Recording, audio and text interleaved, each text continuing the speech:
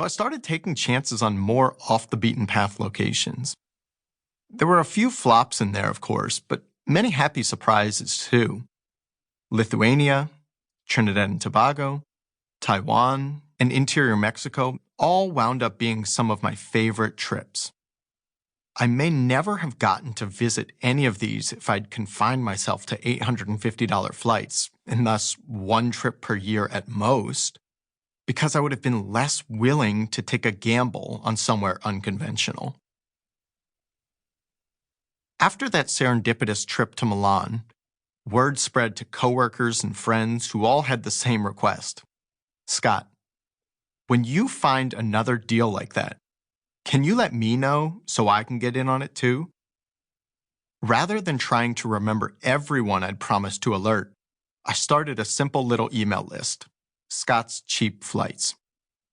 Today, Scott's Cheap Flights has over 2 million members who have collectively saved over $500 million off normal flight prices since 2015. It couldn't have happened but for the fact that since the mid-2010s, we have been living in what I call the golden age of cheap flights. Not every single flight is inexpensive, of course, just as you couldn't sink a shovel into any random 1850s-era patch of California dirt and expect to find a gold nugget.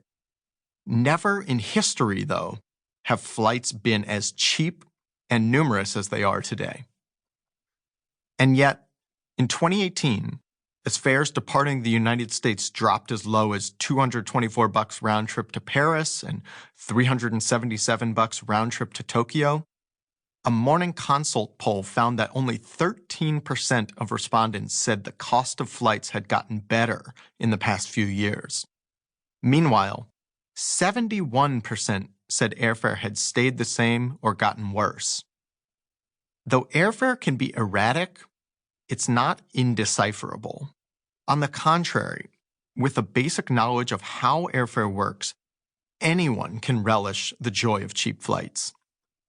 That's why I set out to write this book, a manifesto for finding cheap flights so you can travel, see, live more.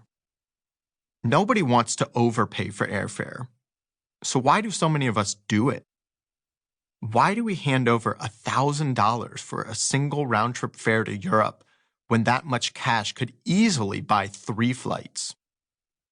It's because plane tickets are one of the most confusing purchases we regularly make, and there's a remarkable lack of trustworthy guidance, plus a staggering amount of disinformation on how to get good deals. After all, the airlines want you to stay baffled. It's in their financial interest. The less you know about airfare, the more you'll spend on it. For years, we've been taught to think of airfare like most other consumer products, with predictable and stable prices. And we've internalized seemingly common-sense ideas about what flights should cost. Long flights should be expensive. Short flights should be cheap.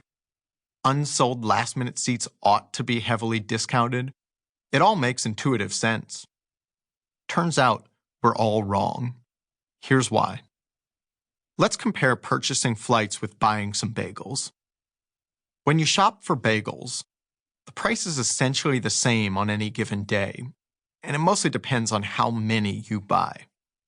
But when you shop for flights, the price is highly volatile.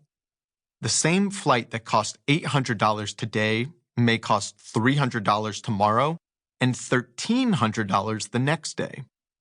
And the price of a flight bears little relation to how far you travel.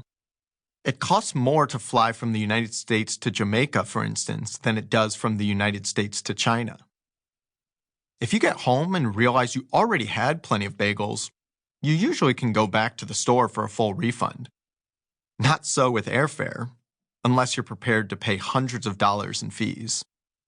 As unsold bagels near their expiration date, the price gets slashed. An unsold seat nearing takeoff date, meanwhile, soars in price. Bagel prices are consistent and logical. And as anyone who's gluten intolerant will tell you, bagels are not essential. Airfare, on the other hand, is unpredictable and irrational.